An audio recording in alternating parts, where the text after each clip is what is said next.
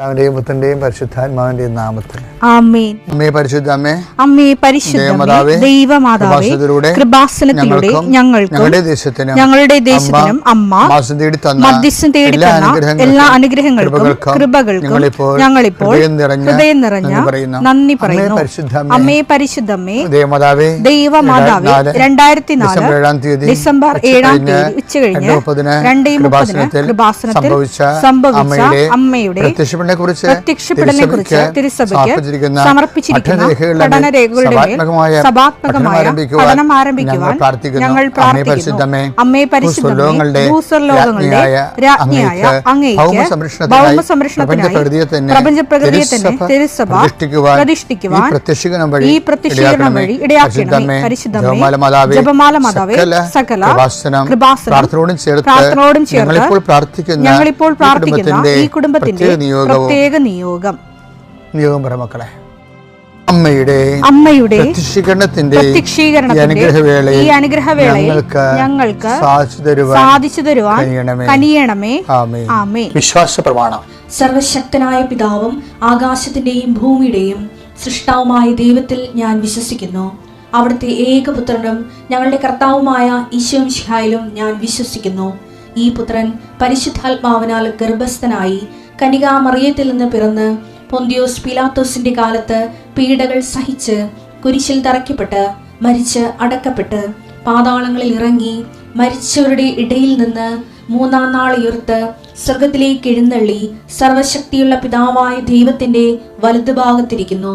അവിടെ നിന്ന് ജീവിക്കുന്നവരെയും മരിച്ചവരെയും വിധിക്കുവാൻ വരുമെന്നും ഞാൻ വിശ്വസിക്കുന്നു. പരിശുദ്ധാത്മാവിലും ഞാൻ വിശ്വസിക്കുന്നു. വിശുദ്ധ കത്തോലിക്കാ സഭയിലും പുണ്യവാന്മാരുടെ ഐക്യത്തിലും പാപങ്ങളുടെ മോചനത്തിലും ശരീരത്തിന്റെ ഉയർപ്പിലും നിത്യമായ ജീവിതത്തിലും ഞാൻ വിശ്വസിക്കുന്നു. ആമേൻ. സുഖസ്ഥനായ ഞങ്ങളുടെ പിതാവേ, അങ്ങയുടെ നാമം പൂജിതമാകണമേ.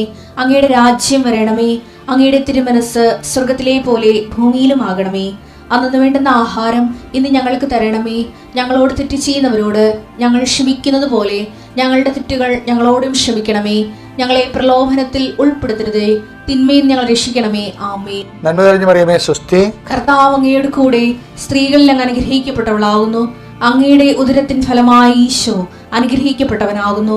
പരിശുദ്ധ മറിയമേ, തമ്പുരാന്റെ അമ്മേ, പാപികളായ ഞങ്ങൾക്ക് വേണ്ടി ഇപ്പോഴും ഞങ്ങളുടെ മരണസമയത്തും തമ്പുരാനോട് അപേക്ഷിക്കണമേ. ആമേൻ.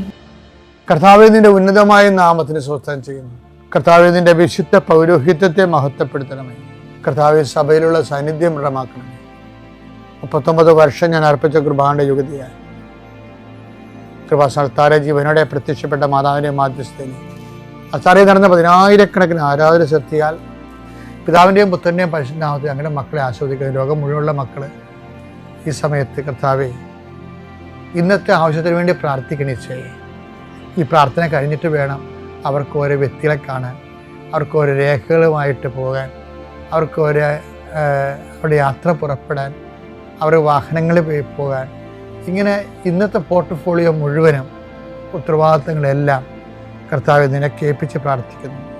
സങ്കടപ്പെടുന്നവരുണ്ട്, ചില കാര്യങ്ങൾ ഓർത്ത്, ചിലരെ ഓർത്ത് ഉത്കണ്ഠപ്പെടുന്നവരുണ്ട്, ചില ജോലി സ്ഥലങ്ങളെ ഓർത്ത് മനസ്സ് ഇപ്പം തന്നെ ഭയപ്പെടുന്നവരുണ്ട്.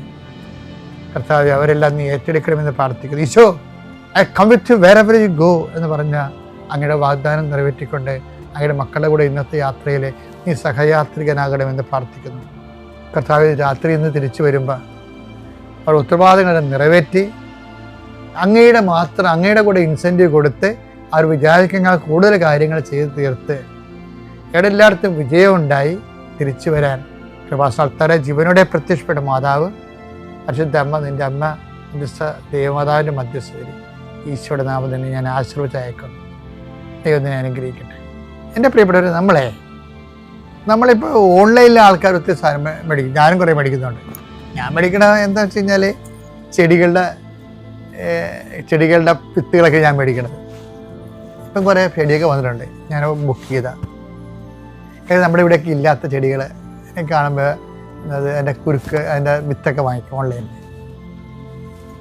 ഈ ഓൺലൈനിൽ മാത്രം പർച്ചേസ് ചെയ്യുന്ന കുറേ ആൾക്കാരുണ്ട്. ബനിയൻ, ഷൂസ്, അതെല്ലാം സാധനം ഓൺലൈനിൽ മേടിക്കത്തുള്ളവർ.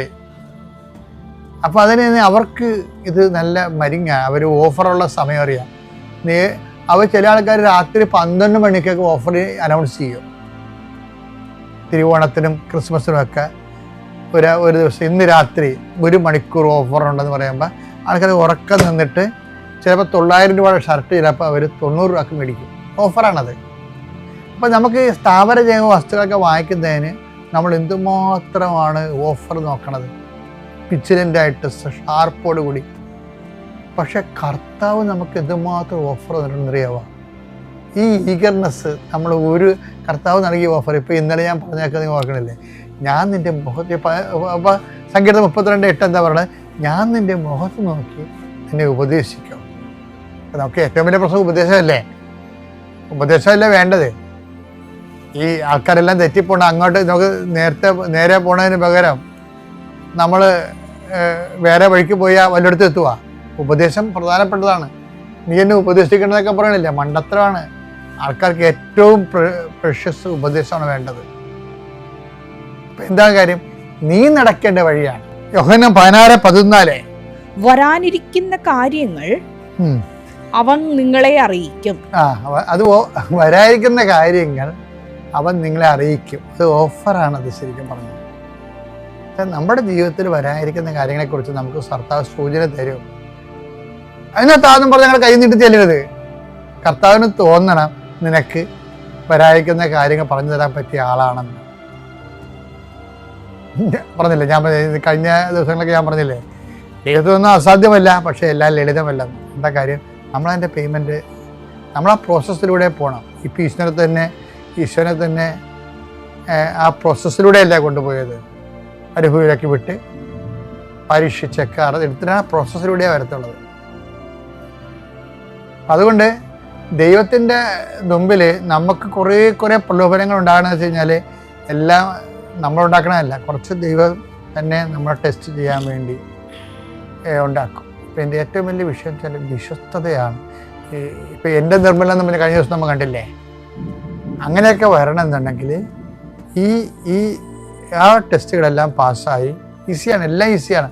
ഞാൻ നിങ്ങൾ പറയുന്ന കാര്യങ്ങൾ നിങ്ങൾ ശ്രദ്ധിച്ചാൽ നിങ്ങൾക്കത് പെട്ടെന്ന് മനസ്സിലാകും. അല്ലെങ്കിൽ മനുഷ്യന്മാരെപ്പോലെ തന്നെ നമ്മൾ കാറുകയും പോവുകയും ചെയ്തെടുക്കും. ഇപ്പം ചില വീടുകളിലൊക്കെ ഇല്ലേ, കടലോരത്തെ ആൾക്കാരൊക്കെ, കടലോരത്ത് ഇപ്പോൾ ജീവിക്കുന്ന ആൾക്കാരൊക്കെ മരിപ്പൊക്കെ വരികയാണെങ്കിൽ അവർ ഞങ്ങളുടെ ആൾക്കാർ സ്വരത്ത് നിലവിളിക്കും. സ്വരത്ത് നിലവിളിക്കല്ലേ? നിലവിളിച്ചില്ലെങ്കിൽ അവർക്ക് എന്തോ കുഴപ്പമുള്ളതായിട്ട് ആൾക്കാർ തോന്നും. അപ്പോൾ അവൻ നിലവിളിക്കേണ്ടതാണെന്നുള്ള ആ ഇമോഷൻ സെറ്റപ്പ് ചെയ്യും. പക്ഷേ വേറെ ചില സ്ഥലത്തൊക്കെ നമ്മൾ ചെല്ലുമ്പോൾ മരിപ്പ് എത്ര ഇൻറ്റിമസി ഉള്ളവരായാലും അവർ നിലവിളിക്കാൻ നമുക്ക് കാണത്തില്ല. അതെന്താ സംഭവം? ദുഃഖമില്ലാത്തതാണ് അവർക്ക്. കഠോരമായ ദുഃഖം ഉണ്ടാവും ജനം. പക്ഷെ അവർ നിലവിളിച്ച് അങ്ങനെ ശീലിച്ചിട്ടില്ല. നിലവിളി ആരും പ്രതീക്ഷിക്കണില്ല. സമൂഹം ആ നിലവിളി പ്രതീക്ഷിക്കണില്ല. അവിടെ ആ സമൂഹം ആ നിലവിളി പ്രതീക്ഷിക്കണില്ല. അതുകൊണ്ട് അവർ ഞങ്ങൾക്ക് ഇങ്ങനെ ഗിയർ ചേഞ്ച് ചെയ്ത് ഒക്കെ ഇങ്ങനെ നിൽക്കുക, ഞങ്ങളടിച്ചൊക്കെ നിൽക്കുകയുള്ളൂ. അങ്ങനെ കാർക്കുപി നിലവിളിക്കത്തില്ല. ചില സ്ഥലങ്ങളിൽ നിലവിളി പ്രതീക്ഷിക്കുന്നുണ്ട് സമൂഹം. അപ്പോൾ അവരെ ലാവിഷായിട്ട് നിലവിളിക്കുകയാണ്. അപ്പം ഞാനിങ്ങനെ ആരെ ആക്ഷേപം സംസാരിക്കുകയല്ല, ഓരോ രീതിയിലാണ് ഓരോ ആൾക്കാരെയും വിഷയത്തിൽ വരുന്നത്.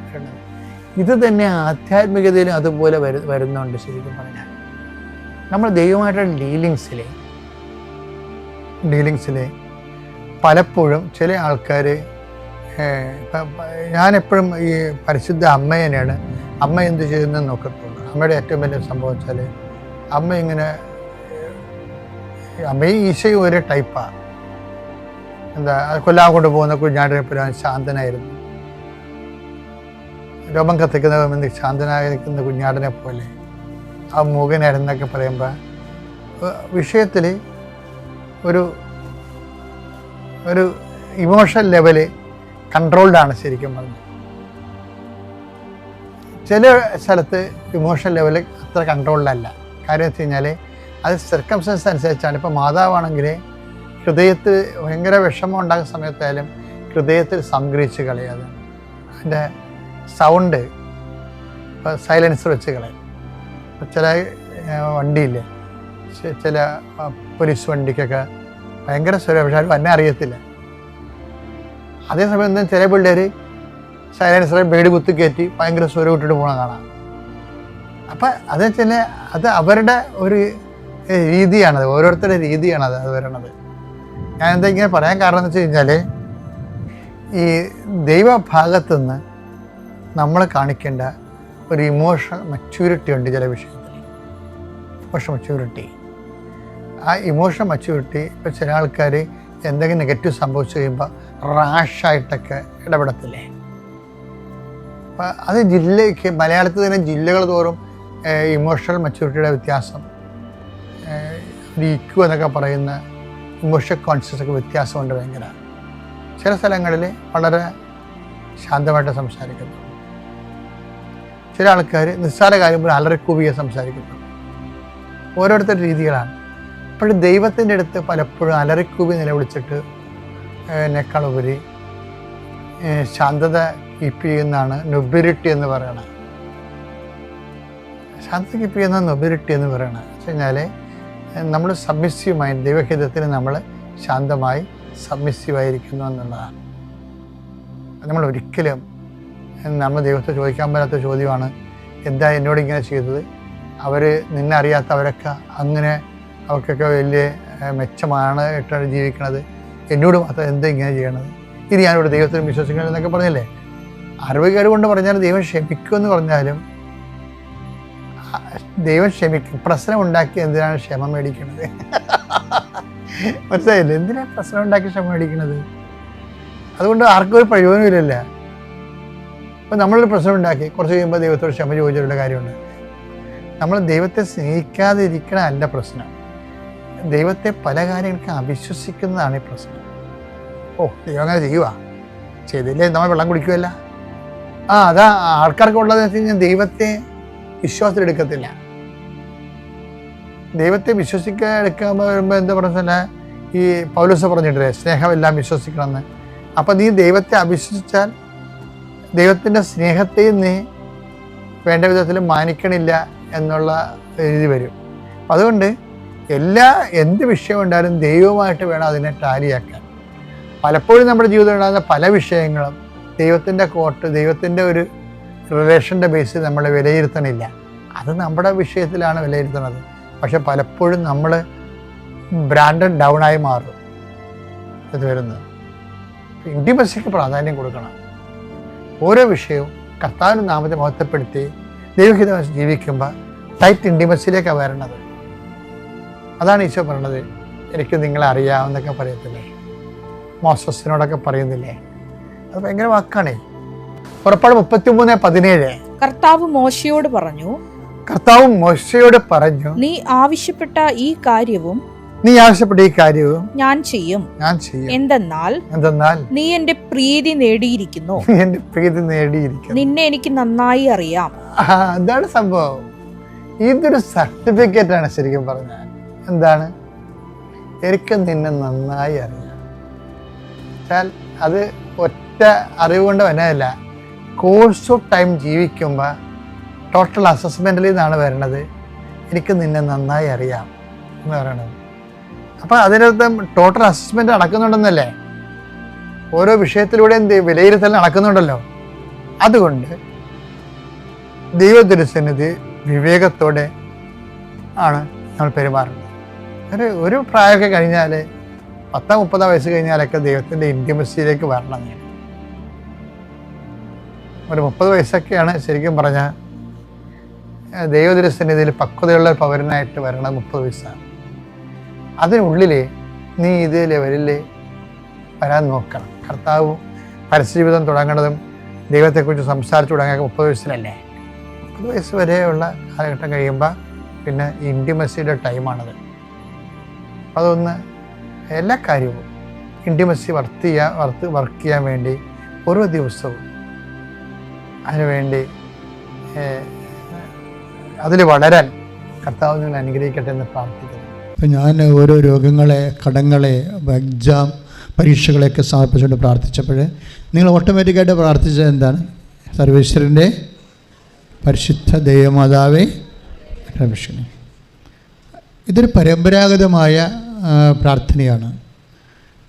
ഈശോമിശിഹായുടെ വാഗ്ദാനങ്ങൾക്ക് ഞങ്ങൾ യോഗ്യരാകുവാൻ സഭ പ്രാർത്ഥിക്കുന്നതാണ്. അപ്പം ഈശോമിശിഹായുടെ വാഗ്ദാനങ്ങൾക്ക് നമുക്കറിയാം, ഉടമ്പടിയുടെ ബേസ്മെൻ്റ് എന്താണ്? ദൈവത്തിൻ്റെ വാഗ്ദാനങ്ങളാണ്. അപ്പോൾ ഓട്ടോമാറ്റിക്കായിട്ട് it is implicit there, the covenant is implicit there. നമ്മൾ ഉദ്ദേശിക്കുന്നത് എന്താണ്? ഈശോമിശിഹായുടെ വാഗ്ദാനങ്ങൾക്ക് ഞങ്ങൾ യോഗ്യരാകുവാൻ എന്ന് വെച്ച് കഴിഞ്ഞാൽ ഉടമ്പടി പ്രകാരമാണ് നമുക്ക് വാഗ്ദാനങ്ങൾ ദൈവം അഡ്രസ്സ് ചെയ്യണത്. ഉടമ്പടിയുടെ പുറത്ത് വാഗ്ദാനങ്ങളെ അഡ്രസ്സ് ചെയ്യത്തില്ല. ദൈവത്തിൻ്റെ വാഗ്ദാനം നമുക്ക് പ്രാപിക്കാനുള്ള ഒരു divine mechanism, unique and sole divine മെക്കാനിസമാണ് കവനൻ്റ്. വാഗ്ദാനം പ്രാപിക്കാനുള്ള ആരുടെ വാഗ്ദാനമാണ്? ഈശോമിശിഹായുടെ വാഗ്ദാനം. ഈശോമിശിഹായുടെ എത്ര വാഗ്ദാനം കാണുമായിരിക്കും? ഞാൻ ഈ ഗൂഗിളൊക്കെ ഇടയ്ക്ക് സെർച്ച് ചെയ്യുമ്പോൾ എത്ര വാഗ്ദാനം ഉണ്ടെന്ന് നോക്കിയിട്ടുണ്ട്. ഒത്തിരിയേറെ ദൈവശാസ്ത്രജ്ഞന്മാർ വ്യത്യസ്തമായ എണ്ണമാണ് പറയണത്. ഏറ്റവും ടോപ്പ് പറയണത് 8810 ഹോൾ ബൈബിളിൽ മനുഷ്യരാശിക്ക് ദൈവം 8810 വാഗ്ദാനം കൊടുത്തിട്ടുണ്ട്. അപ്പം അതിൻ്റെ അകത്ത് ഓൾമോസ്റ്റ് ഓൾ സബ്ജക്റ്റ് ഡീൽ ചെയ്യുന്നുണ്ട് മനുഷ്യരാശിയിലെ. ഒരു മനുഷ്യന് ഈ ഭൂമിയിൽ ഇന്നും നാളെയും ഇനി നിത്യമായ കാലങ്ങളിൽ ജീവിക്കുമ്പോൾ ഉണ്ടാകാവുന്ന സർവൈവിങ്, ഉപജീവനത്തിനും അതിജീവനത്തിനും ആവശ്യമായ അനുധാരികൾക്കാണ് ഈ ദൈവം വാഗ്ദാനം കൊടുക്കുന്നത്. ഉപജീവനത്തിന് കൊടുക്കും, അതിജീവനത്തിന് കൊടുക്കും. ഒരു ബയോ യൂണിറ്റ്, മനുഷ്യൻ, മൃഗം, എന്ത് സംഭവമായാലും ഈ ഭൂമിക്ക് മുകളിൽ സർവൈവ് ചെയ്യണ്ടേ? അതിന് ദൈവം കൊടുക്കുന്ന സപ്പോർട്ടാണ്, സർവൈവിങ് സപ്പോർട്ട് ആണ് പ്രോമിസ് എന്ന് പറയുന്നത്. ഇത് നമ്മൾ ഓരോരോ ആ ടൈം വരുമ്പോൾ അതിൻ്റെ ഒരു സമയം എപ്പോഴാണ് ഓരോ ഇന്നത്തെ വിഷയമായിരിക്കത്തില്ല നാളെ വരാൻ പോണത്. ഇന്ന് നിങ്ങൾ ദൈവദൃശ്യത്തിന് ഉന്നയിക്കുന്ന കാര്യമായിരിക്കത്തില്ല അടുത്ത കൊല്ലം ഉന്നയിക്കുന്നത്, അത് വേറെ വിഷയമാണ്. അപ്പോൾ അതിന് വേറെ വാഗ്ദാനം ഉണ്ടാകും. ഇപ്പോൾ ബൈബിളിലെ ഏറ്റവും ശക്തമായ വാഗ്ദാനങ്ങൾ ഒന്നാണ് ഐ വിൽ റിസ്റ്റോർ യു, ഞാൻ നിന്നെ പുനരുദ്ധരിക്കുമെന്നുള്ളത്. കർത്താവിൻ്റെ വാഗ്ദാനങ്ങളിലൊന്നാണ് ഞാൻ നിന്നെ പുനരുദ്ധരിക്കാം. കാര്യം ഇങ്ങനെ പറയാൻ കാര്യം, ഈ ദിവസങ്ങളിൽ ഒരു സാക്ഷ്യമുണ്ടായി, നല്ല സാക്ഷ്യമാണ്. പുനരുദ്ധരിക്കുക എന്ന് പറയുമ്പോൾ നമുക്കറിയാമല്ലോ, നമുക്ക് പുനരുദ്ധാരണം നമുക്ക് ഏറ്റവും അത്യാവശ്യമുള്ള സംഭവമാണ്. കാരണം സാമ്പത്തിക കടങ്ങൾ വരാം, ചിലപ്പോൾ നമ്മുടെ ആരോഗ്യം ക്ഷയിച്ചു പോകുന്നതെല്ലാം റിസ്റ്റോർ ചെയ്യുന്നതിന് വേണ്ടിയാണ് ഈ ഒരു വാഗ്ദാനം കൊടുത്തിരിക്കുന്നത്. അപ്പോൾ നീ ഒരു കടത്തിലാണെങ്കിൽ നിൻ്റെ മുമ്പിൽ ചിലപ്പോൾ ചിലർ ചോദിക്കുമ്പോൾ ചേട്ടാ ഈ വല്ല മാർഗവും ഉണ്ടോ ഈ കടങ്ങളെ എൻ്റെ ചതിങ്ങനെ കൈമലത്തും.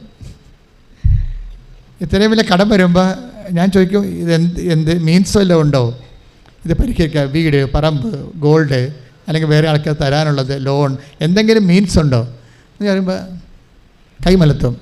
കൈമലത്തിയാൽ പിന്നെ ഈസിയാണ്. എന്നുവെച്ചാൽ സീറോ മീൻസ് എന്ന് എൻ്റെ അർത്ഥം അല്ലേ?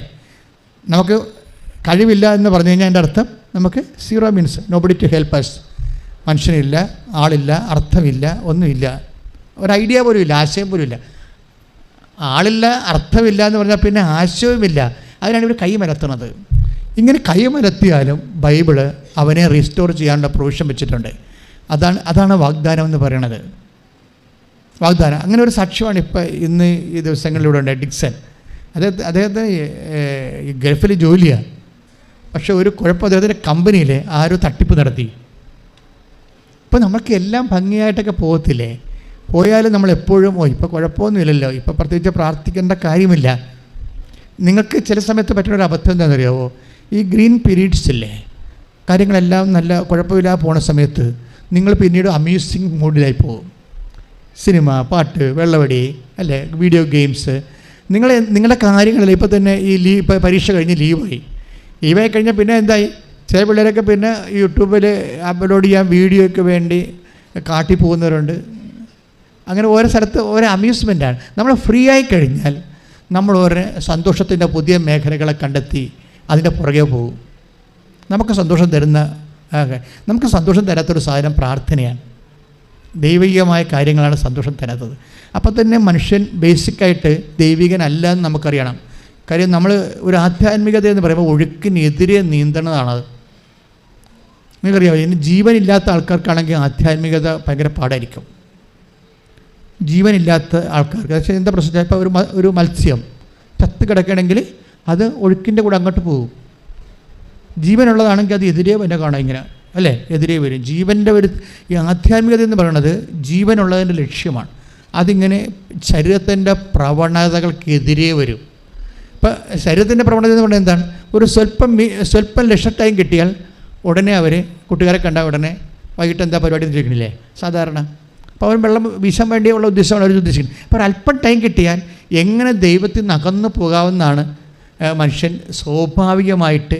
ജഡിക മനുഷ്യൻ ബൈബിൾ അതുകൊണ്ടാണ് മനുഷ്യൻ രണ്ടായിട്ട് തിരിക്കുന്നത്. Like the word of God, ജഡിക മനുഷ്യൻ, ആത്മീയ മനുഷ്യൻ. ശ്രുതികട്ടെ ഹല്ലേലൂയ. യേശുവേ നന്ദി, യേശുവേ സ്തുതി, ഹല്ലേലൂയ ഹല്ലേലൂയ. യേശുവേ നന്ദി, യേശുവേ സ്തുതി, ഹല്ലേലൂയ ഹല്ലേലൂയ. ആരാധന, ഹല്ലേലൂയ.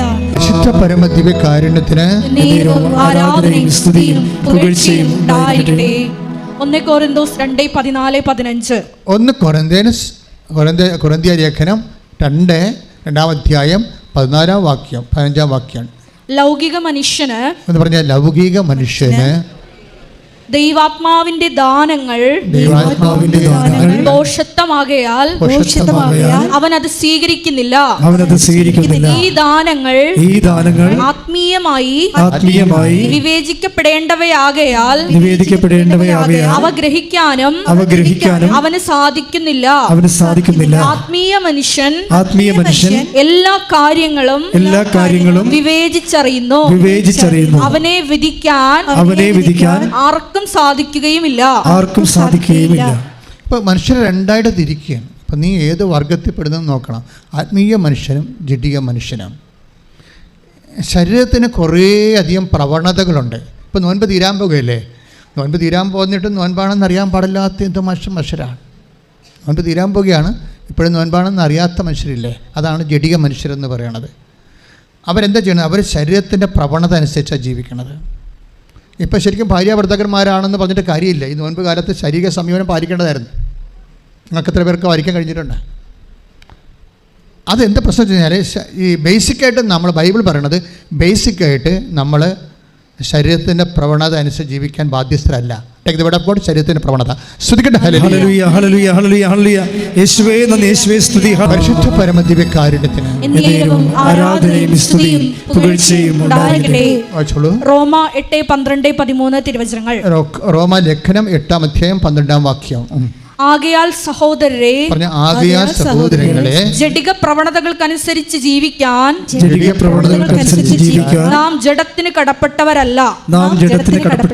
ജഡികരായി ജീവിക്കുന്നെങ്കിൽ നിങ്ങൾ തീർച്ചയായും മരിക്കും. എന്നാൽ ശരീരത്തിന്റെ പ്രവണതകളെ ആത്മാവിനാൽ നിഹനിക്കുന്നെങ്കിൽ നിങ്ങൾ ജീവിക്കും. എപ്പോഴും നമുക്ക് ഇപ്പോൾ നോൻപ് കഴിഞ്ഞാലും എൻ്റെ മക്കളുടെ മനസ്സിലുണ്ടാകണം ശരീരത്തിൻ്റെ പ്രവണതകളെ ആത്മാവിനാൽ അതിജീവിക്കാനുള്ള. അതെന്താ പ്രശ്നം വെച്ച് കഴിഞ്ഞാൽ ആത്മമേഖലയിൽ, ആത്മാഭിഷേക മേഖലയിൽ കുറേ അധികം ഇൻവെസ്റ്റ്മെൻ്റ് ഉണ്ടാകണം. ആത്മാഭിഷേകത്തിൻ്റെ മേഖലയിൽ വെച്ച് കഴിഞ്ഞാൽ എന്ത് വിഷയം ഉണ്ടായാലും ഒന്ന് പ്രാർത്ഥിച്ച മക്കളെ, കർത്താവായ ദൈവമേ, ഉടമ്പടി ജീവിതത്തിലൂടെ ഞങ്ങളെ അങ്ങയുടെ സ്നേഹത്തോടെ ഒട്ടി നിർത്താൻ കനിയണമേ. ഇപ്പം ബൈബിൾ എപ്പോഴും പറയുന്നത് സ്നേഹത്തോട് ഒട്ടി നിൽക്കണമെന്നാണ്. ഇപ്പം ഞാൻ നിങ്ങൾ പറഞ്ഞില്ലേ, ഇപ്പം നിങ്ങൾക്ക് അവകാശപ്പെട്ടതാണ് ഭാര്യാഭർത്താക്കന്മാർക്ക് ശാരീരികമായ അവകാശങ്ങളുണ്ട്. പക്ഷേ നോൻപ് കാലത്ത് നിങ്ങളൊരു സമീപനം പാലിക്കണമെങ്കിൽ അത് എന്തിൻ്റെ ബേസിലായിരിക്കും? ദൈവസ്നേഹത്തിൻ്റെ ബേസിലായിരിക്കും. നമ്മൾ പണ്ടൊക്കെ ചെയ്തിട്ടുള്ള പാപങ്ങൾക്ക് പ്രായശ്ചിത്തമായിട്ട് നമ്മുടെ ഒരു ആശയടക്കം, ഒരു ആത്മസംയമനം, അത് എന്തിനാന്ന് തരാം? അത് കർത്താവിനുള്ള സ്നേഹമാണ്. എന്തെങ്കിലും എൻ്റെ സഹോദരങ്ങളുടെ ന്യായമായ അവകാശങ്ങൾ, ആനുകൂല്യങ്ങൾ ഞാൻ തൽക്കാലത്തേക്ക് വേണ്ടെന്ന് വെക്കുന്നു വെച്ചാൽ it must be out of love. പ്രാർത്ഥിക്കുക, കർത്താവ് ദൈവമേ, അങ്ങയോടുള്ള സ്നേഹത്തെ പ്രതി ജഡത്തിന്റെ അവകാശങ്ങളെ തൽക്കാലത്തേക്ക് വേണ്ടെന്ന് വെക്കുകയും ആത്മസംയമനവും പുണ്യപ്രവൃത്തികളും വഴി ആത്മാവിനെ പുണ്യപൂർവ്വമാക്കാൻ എന്റെ സ്നേഹത്തോടൊട്ടി നിൽക്കാൻ എന്നെ പ്രത്യേകമായി അഭിഷേകം ചെയ്യണമേ. എന്നിൽ പ്രത്യേകമായ അഭിഷേകം ചെയ്യണമേ. Praise the Lord. സ്തുതിക്കട്ടെ. ഹല്ലേലൂയ. ഹല്ലേലൂയ, ഹല്ലേലൂയ. യേശുവേ നന്ദി, യേശുവേ സ്തുതി. ഹല്ലേലൂയ, ഹല്ലേലൂയ. ആത്മാവിന്റെ പ്രവർത്തനങ്ങൾക്ക് അനുസരിച്ച് ജീവിക്കുക. ഹല്ലേലൂയ, ഹല്ലേലൂയ, ഹല്ലേലൂയ, ഹല്ലേലൂയ, ഹല്ലേലൂയ. യേശുവേ, യേശുവേ, യേശുവേ. ഹല്ലേലൂയ, ഹല്ലേലൂയ, ഹല്ലേലൂയ. പരിശുദ്ധ പരമദിവ്യകാരുണ്യത്തിന് എന്നേരവും ആരാധനയും സ്തുതിയും പുകഴ്ചയും ഉണ്ടായിരിക്കട്ടെ. പരിശുദ്ധ പരമദിവ്യകാരുണ്യത്തിന് എന്നേരവും ആരാധനയും സ്തുതിയും പുകഴ്ചയും ഉണ്ടായിരിക്കട്ടെ. എൻ്റെ പ്രിയപ്പെട്ടവരെ, ഇങ്ങനെ വരുന്ന ഇപ്പം ക്ഷമിക്കാൻ ഒരവസരം കിട്ടിയാൽ നമ്മളത് പ്രയോജനപ്പെടുത്തണം. പക്ഷേ അതിൻ്റെ ഉദ്ദേശം എന്താണെന്ന് നിങ്ങൾ നോക്കണം. നമ്മളുടെ റിലേഷൻ ഒരു അബൈഡിങ് റിലേഷനാണ്. കവനൻറ്റിൻ്റെ ഒരു റിലേഷൻ, ഉടമ്പടിയുടെ ഒരു ബന്ധമെന്ന് പറയുന്നത് ദൈവമായിട്ട് ഒരു ഒരുമിച്ച് കൂടി വസിപ്പ് സാധ്യമുള്ള ഒരു ബന്ധമാണ്. കൂടി വസിപ്പ് നമുക്ക് നൊവേന കൂടിയാൽ കൂടി വസിപ്പൊന്നും ഉണ്ടാകത്തില്ല. സാധാരണ സിംഗിൾ എഡ്ജ് പ്രയറിനൊക്കെ ഉള്ള കുഴപ്പമാണ്. ഇത് ഡബിൾ എഡ്ജ് പ്രയർ ആകുമ്പോൾ അതിൻ്റെ അകത്ത് ഒരു പ്രോമിസ് കൂടി വസിപ്പാണ്. ഉടമ്പടി കറക്റ്റാണെങ്കിൽ കൂടി വസിപ്പുണ്ടാകും. ഇപ്പോൾ തന്നെ ഞാൻ ഡിക്സൻ്റെ കഥ പറഞ്ഞില്ല പറയാൻ പോയി. അപ്പോൾ കർത്താവ് വേറെ വചനം തന്നുകൊണ്ട് അങ്ങോട്ട് പോയതാണ്. ഇപ്പോൾ തിരിച്ചു വരിക. എന്താ ഡിക്സൻ്റെ പ്രോബ്ലം വെച്ചാൽ അയാളുടെ കമ്പനി ഒരു ഫ്രോഡ് പരിപാടി തട്ടിപ്പ് നടത്തിയവർ അപ്പം തന്നെ അവർ രാജ്യം വിട്ടുപോയി. പക്ഷേ ഇവന്മാരെല്ലാം ഇവരെ പിടിച്ചു. ഡിക്സനെ 7 പേരെയും പിടിച്ചു. 7 പേരെയും പിടിച്ച് മാത്രമല്ല അവരെ കമ്പനി സസ്പെൻഡ് ചെയ്തു. പിന്നെ അന്വേഷണ വിധേയമായി അവരെ ഡിസ്മിസ് ചെയ്തു, ജയിലിലാക്കി. നോക്കിയേ, ഒരു മനുഷ്യൻ്റെ ജീവിതം നേരെ താഴേക്ക് വന്നെ കണ്ടില്ലേ? അപ്പോൾ അവർ ജയിലിലായി കഴിയുമ്പോൾ ഉടമ്പടി എടുക്കുക. അതായത് ഇവർ സസ്പെൻഡ് ചെയ്തപ്പോൾ തന്നെ ഇവർ ഉടമ്പടി എടുത്ത്. എന്തുടമ്പടി? ഓൺലൈൻ ഉടമ്പടി. അകലെയുള്ളവർക്ക് വേണ്ടി മാതാവ് തന്ന ഒരു ഏറ്റവും വലിയൊരു പാലമാണ് ഓൺലൈൻ ഉടമ്പടി. കാര്യം അവർക്ക് നാട്ടിൽ വരാൻ പറ്റത്തില്ലല്ലോ. അപ്പോൾ ഈ ഓൺലൈൻ ഉടമ്പടി എടുത്തെങ്കിലും ഡിക്സൺ കൃത്യമായിട്ട് ചൊവ്വാഴ്ച ധ്യാനം കൃത്യമായിട്ട് കൂടും. ആൾ തട്ടിപ്പിൽ പെട്ട് ഫ്രോഡായിട്ട് പിടിച്ച് അങ്ങനെ സസ്പെൻഷനിലായി, ജോലി പോയി. അപ്പോൾ അദ്ദേഹം പറഞ്ഞ് വിഷമിക്കുന്നുണ്ട്. കാര്യം പിള്ളേരൊക്കെ ഓരോരുത്തർ എത്തിയിട്ടില്ല, ജോലി പോയി, ശമ്പളം പോയി. അപ്പോൾ തന്നെ പിന്നീട് കേസുമായി ഇപ്പോഴ് സസ്പെൻഷനിലായിരിക്കുകയാണ്. സസ്പെൻഷനിലാകുമ്പോഴാണ് ഈ ഓൺലൈൻ ഉടമ്പടി എടുക്കുന്നത്. പണ്ടൊക്കെ എന്നോട് ചിലർ ചോദിക്കുമായിരുന്നു, അച്ഛാ ഓൺലൈൻ ഉടമ്പടി ഞങ്ങൾ അവിടെ വന്ന് എടുക്കുന്ന അത്രയും ശരിയാകുമോ? ഞാൻ പറയും നേർച്ച വസ്തു മാത്രമേ കിട്ടാതുള്ളൂ, ബാക്കിയെല്ലാം ഓൺലൈൻ ഉടമ്പടിയുടെ സെയിമാണ്. പിന്നെ സഹായിക്കേണ്ടത് ആരാണ്? നേർച്ച വസ്തു അല്ലല്ലോ, ദൈവമല്ലേ. ക്ലിയർ അല്ലേ? അപ്പോൾ ഞങ്ങൾക്ക് അന്ന് കോവിഡ് കാലത്താണ് അമ്മ ഓൺലൈൻ ഉടമ്പടി എടുക്കാൻ പറഞ്ഞത്. പിന്നെ ഇന്നെല്ലാം മനുഷ്യൻ മാത്രം ഓൺലൈൻ ഉടമ്പടി എടുത്ത സാക്ഷ്യങ്ങളാണ് ഇപ്പോൾ കേൾക്കുന്നത്. അതെന്ത് സംഭവിച്ചു കഴിഞ്ഞാൽ, ഇപ്പോൾ എന്താ പറഞ്ഞാൽ നിങ്ങൾ വരാൻ പറ്റുന്നവർ എടുക്കരുത് കേട്ടോ. വരാൻ എടുക്കുന്നവർക്ക് നല്ല തീർത്ഥാടന ഉടമ്പടി തന്നെയാണ്. വരാൻ പറ്റാത്തവർക്കാണ് ഈ ഉടമ്പടി അമ്മ തന്നിരിക്കുന്നത്. ലൈറ്റേക്കാൻ പെർ റിക്വസ്റ്റാണ് ആദ്യം തന്നത്, അതിനപ്പോഴാണ് ഓൺലൈൻ ഉടമ്പടി തന്നത്. അപ്പോൾ ഈ ഓൺലൈൻ ഉടമ്പടി എടുത്തിരിക്കുന്നത് കൃത്യമായിട്ട് വൈഫ് നാട്ടിൽ ഓൺലൈൻ ഉടമ്പടിയുടെ എല്ലാം പാലിക്കുന്നുണ്ട്. ഡിക്സന് പാലിക്കാൻ പറ്റുന്ന അത്രയും കാര്യങ്ങൾ, അരമണിക്കൂർ വചനം വായിക്കുക, വചനം കേൾക്കുക, അങ്ങനെ എല്ലാ കാര്യങ്ങളും അദ്ദേഹം ചെയ്യുന്നുണ്ട്. വൈഫ് വിശുദ്ധീകരിച്ച് മക്കളുമായിട്ട് നാട്ടിൽ പ്രാർത്ഥിക്കുന്നുണ്ട്. അപ്പോൾ സെറ്റപ്പാണിത്. ശരിക്കും പറഞ്ഞാൽ ഒരു തകർച്ച വന്നാലും അവർ ഓൺലൈനിൻ്റെ ഒരു റോപ്പിൽ കെട്ടിയിട്ടിരിക്കണം മുങ്ങിപ്പോകാതിരിക്കാൻ വേണ്ടി. പക്ഷേ അതിനുശേഷം പിന്നെ സംഭവിക്കുന്നത് എന്താണ്? ഈ വിശ്വാസമുള്ളവർക്കാണെങ്കിൽ ഒരു കുഴപ്പമില്ല. പിന്നെ എന്താ സംഭവിക്കണത്? പിന്നെ അതിനേക്കാൾ മോശം, ഓൺലൈൻ ഉടമ്പടി എടുത്തപ്പോൾ അയാൾ ജയിലിലായിപ്പോയി. അതാണ് പ്രശ്നം. ഓൺലൈൻ ഉടമ്പടി എടുത്തപ്പോൾ നേരത്തെ സസ്പെൻഷനേ ഉണ്ടായുള്ളൂ. ഓൺലൈൻ ഉടമ്പടി എടുത്തപ്പോൾ ജയിലിലായി കഴിഞ്ഞാൽ അവസ്ഥ അറിയാമല്ലോ. പിന്നെ കോടതിയിൽ പോകണം, കോടതിയിൽ അത് നമ്മൾ തെളിയിക്കണം. അതിന് വലിയ വക്കീൽ ഫീസൊക്കെ ആകും, ഭയങ്കര പ്രശ്നമാണ്. ചിലപ്പോൾ അവിടുന്ന് ജീവപര്യന്തരം 7 വർഷം കിടക്കേണ്ടി വരും. ആ സമയത്ത് കുഞ്ഞുങ്ങളൊക്കെ വലുതാവും, വീടെല്ലാം കടങ്കേറി മുടിയും, നശിച്ച് നാറാണക്കല്ല് പറിക്കും. പെട്ടെന്നാണ് ഇങ്ങനെ അയാൾ പറയുന്നുണ്ട്, ജോബിനെപ്പോലെ ആയിപ്പോയെന്ന്. ഞാൻ പെട്ടെന്ന് അയാൾ സാക്ഷ്യത്തിൽ പറയുന്നുണ്ട്, ജോബിനെപ്പോലെ ആയിപ്പോയെന്ന്. നമ്മൾ ജോബിൻ്റെ കഥ കേട്ടിട്ടേ ഉള്ളല്ലേ. പക്ഷേ അങ്ങനെയുള്ള മനുഷ്യരുണ്ട്. പക്ഷേ എന്ത് സംഭവിച്ചു കഴിഞ്ഞാൽ ഈ ഒരു ഇരുട്ടിൻ്റെയും മുറിവിൻ്റെയും ചോരയുടെ ഇടക്ക് ആ മനുഷ്യൻ ഉടമ്പടി കീപ്പ് ചെയ്തു പോവുകയാണ്. നമ്മൾ ഉടമ്പടി എടുക്കുന്ന പോലെ തന്നെ എടുക്കുന്നത് പ്രധാനപ്പെട്ട കാര്യമാണ്. എടുക്കുന്ന പോലെ തന്നെ പ്രധാനപ്പെട്ട കാര്യമാണ് അത് കീപ്പ് ചെയ്ത് പോണത്. പലർക്കും എനിക്ക് വന്നിരിക്കുന്നത് എല്ലാവരും വന്ന് ഉടമ്പടി എടുക്കും, പക്ഷെ കീപ്പ് ചെയ്യുമ്പോൾ അവരവരുടെ ഒരു പ്രകൃതിയിലാണ് അത് ചെയ്യണത്. ചിലക്കൊരു പ്രകൃതി ഉണ്ടാകത്തില്ലേ. ചില ആൾക്കാരുടെ ശരീരം ചൂടാണ്. ഇപ്പോൾ എന്നെ ചുമ്മാ ഷെയ്ക്കാൻ തന്നാൽ തന്നെ നിങ്ങൾ കത്തും, പക്ഷേ ബോഡി ചൂടാണ്. ചില ആൾക്കാർക്ക് അച്ഛന് വല്ല കുഴപ്പമുണ്ടോ? ഞാൻ ഒരു കുഴപ്പമില്ല, കുഞ്ഞുനാൾ പോലെ ബോഡി ചൂടാണ്. അവിടെ പ്രകൃതമാണത്. അപ്പോൾ അതുപോലെ തന്നെയാണ് ഇങ്ങനെ ഓരോരുത്തർക്കും ഓരോ പ്രകൃതമുണ്ട്. ചിലർക്ക് എല്ലാം പകുതി ചെയ്യണ സ്വഭാവമായിരിക്കും. നിങ്ങൾ എല്ലാം ചെയ്യും അവർ, പക്ഷേ പകുതി ചെയ്യും. എല്ലാം പഠിക്കും, പകുതി പഠിക്കും, പിന്നെ അവരുടെ കളിക്കാൻ പോകും. എല്ലാം ചെയ്യണത്. ഇപ്പോൾ ഉടുപ്പ് ഇസ്തിരി ഇട്ടുകൊണ്ടിരിക്കുകയാണ്. ശരി, നമുക്ക് പാൻസ് കൊണ്ട് ഷർട്ട് കൊണ്ട് ഇസ്തിരി ഇടാൻ, അത് തന്നെ ഈസിയായി, അതിൻ്റെ മടിയന്മാരാണെങ്കിൽ ഈസി ആയിട്ടുള്ള സാധനം. ആദ്യം തന്നെ ഷർട്ട് ഈ ഇസ്തിരി ഇടും. ആൾക്കാർ കാണുന്ന ഷർട്ടാണല്ലോ, പാൻസ് ഇട്ട് ആരും നോക്കത്തില്ലല്ലോ. അതുകൊണ്ട് ഷർട്ട് ഇസ്തിരി ഇടും. ഇസ്തിരി ഇട്ട് വെച്ചും പാൻസ് അവിടെ ഇരിപ്പുണ്ടാകും. അത് ഇടില്ല, അത് പിന്നെ ഇടാന്ന് പറയും. ഞാനൊരു ഉദാഹരണം പറയാൻ. അവർ ഉദ്ദേശിക്കുന്നത് എന്താണ്? ഒരു പാൻസ് ഇട്ടിട്ടുണ്ടല്ല, അത് വെച്ച് അഡ്ജസ്റ്റ് ചെയ്യാം, പുതിയ ഷർട്ട് പുതുതാക്കാവുന്നത്. ഇതൊരു മെൻറ്റാലിറ്റിയാണ്, മനുഷ്യൻ്റെ പെരുമാറ്റത്തിലുള്ളൊരു മെൻറ്റാലിറ്റിയാണ്. പകുതി ഇട്ട് ആൾക്കാരുടെ കണ്ണിൽ പൊടി ഇട്ടിട്ട് നടക്കും. ഇതാണ് നിങ്ങളുടെ സ്വഭാവമെങ്കിൽ ഉടമ്പടിയിൽ അത് തന്നെ ആ ഫോർമാറ്റ് കയറി വരാൻ സാധ്യതയുണ്ട്. അപ്പോൾ നമ്മുടെ ഈ പെരുമാറ്റവും ബിഹേവിയറിസവും കവനൻ്റെ ഒരു സബ്ജക്റ്റാണ് ശരിക്കും. ഇങ്ങനെ പകുതി ചെയ്ത് പകുതി ഇട്ട് കളയുന്ന ആൾക്കാരാണ്. അത് പിന്നെ ചെയ്യാം. ഇപ്പോൾ ഉറക്കം എന്നൊക്കെ പറയത്തില്ലേ, ഇപ്പോൾ ഉറക്കം വന്നതല്ലേ, ഇത് ചെയ്യുമ്പോൾ ഇങ്ങനെയുള്ള ആൾക്കാർക്ക് ഉറക്കം വന്നുള്ളൂ ആ സമയത്ത്. അത് പക്ഷെ അവർ സിനിമ കാണിക്കുന്ന അവർ ഉറക്കമൊന്നും ഉണ്ടാകത്തില്ല. പ്രാർത്ഥന ഇങ്ങനെ അവർക്ക് വലിയ നേരിട്ട് ഇങ്ങോട്ട് റിട്ടേൺസ് ഇല്ലാത്ത എന്ത് ചെയ്താലും അവർ ടയർഡാകും. അപ്പോഴപ്പോൾ റിട്ടേൺസ് ഇല്ലാത്ത, വരുമാനം ഇല്ലാത്ത എന്ത് ചെയ്താലും ടയർഡാകും. ഇതാണ് നിൻ്റെ സ്വഭാവമെങ്കിൽ, ഉടമ്പടി എടുത്തിട്ടുണ്ടെങ്കിൽ നീ അത് മനസ്സിലാക്കണം. ഇതാണ് എൻ്റെ സ്വഭാവം. ഈ ഒരു സ്വഭാവം ഞാൻ ഉടമ്പടി കൊണ്ടുവരത്തില്ല, ഉടമ്പടി ഞാൻ കറക്റ്റായിട്ട് ചെയ്യും. ഒന്ന് പ്രാർത്ഥിച്ചേ. കർത്താവായ ദൈവമേ, എൻ്റെ പ്രകൃതികള് ഒരു മുന്നേറ്റത്തിന് വിലങ്ങുതടിയാണെങ്കിലും ഉടമ്പടിയിലെ വിശ്വസ്തത പാലിച്ചുകൊണ്ട് ഞാൻ ദൈവത്തിന്റെ കൃപ ആർജിക്കുവാൻ എന്നെ തന്നെ സമർപ്പിക്കുന്നു. കർത്താവേ, എന്റെ വിശുദ്ധ രക്തത്താൽ എന്റെ ആന്തരിക പ്രകൃതിയെ നീ കഴുകണമേ, എന്നെ ശക്തീകരിക്കണമേ, എല്ലാം പൂർത്തിയാക്കാൻ അഭിഷേകം ചെയ്യണമേ. സ്തുതിക്കട്ടെ.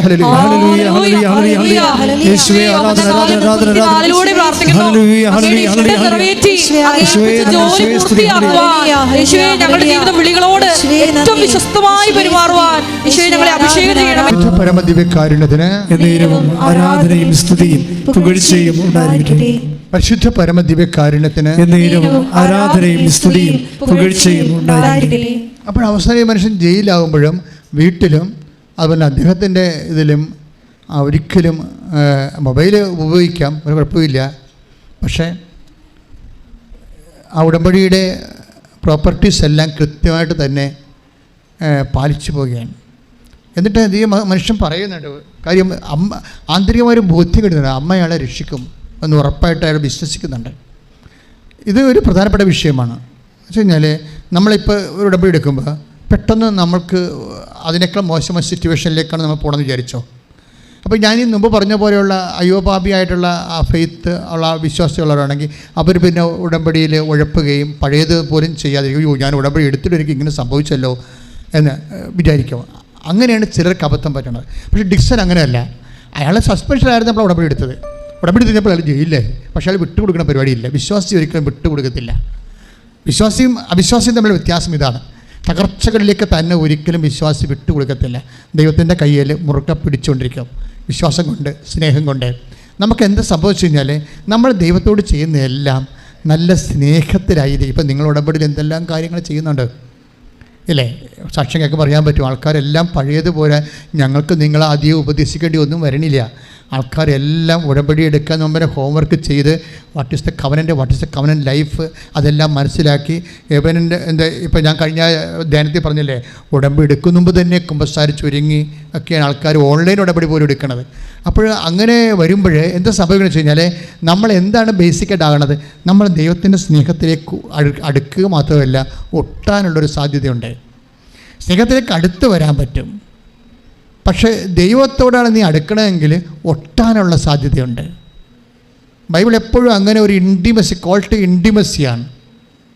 അത് എപ്പോഴും ഇപ്പോൾ പരിശുദ്ധ കുർബാന സ്ഥാപിക്കുമ്പോഴും അതിൻ്റെ മനസ്സിൽ അതിൻ്റെ അകത്തുള്ളൊരു ഒരു മനസ്സുണ്ട് ദൈവത്തിന്. എന്താണ്?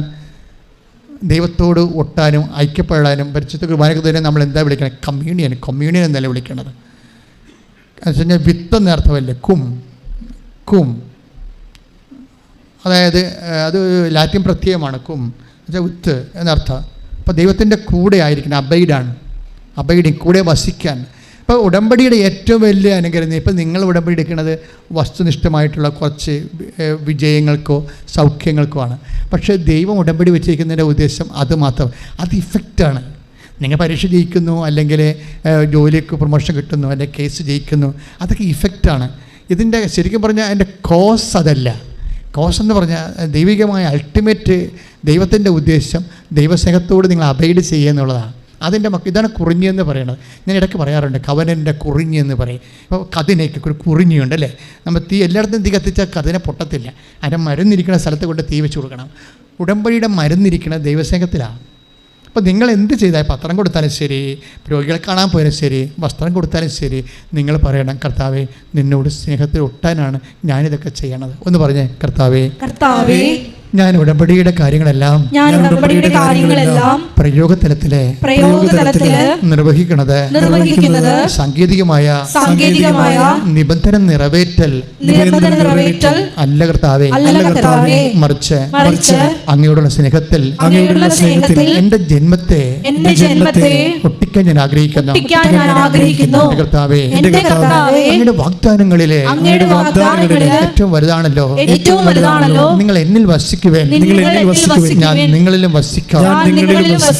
നിങ്ങൾ എന്നിൽ വസിച്ചു കഴിയുമ്പോൾ 15:7 അനുസരിച്ചുകൊണ്ട് നിങ്ങൾക്ക് ഇഷ്ടമുള്ള ചോദിക്കാം, നിങ്ങൾക്ക് ലഭിക്കുമെന്ന് അങ്ങ് വാഗ്ദാനം ചെയ്തത് പാലിക്കപ്പെടുവാൻ അങ്ങേ സ്നേഹത്തിൽ ഒട്ടിക്കണമേ.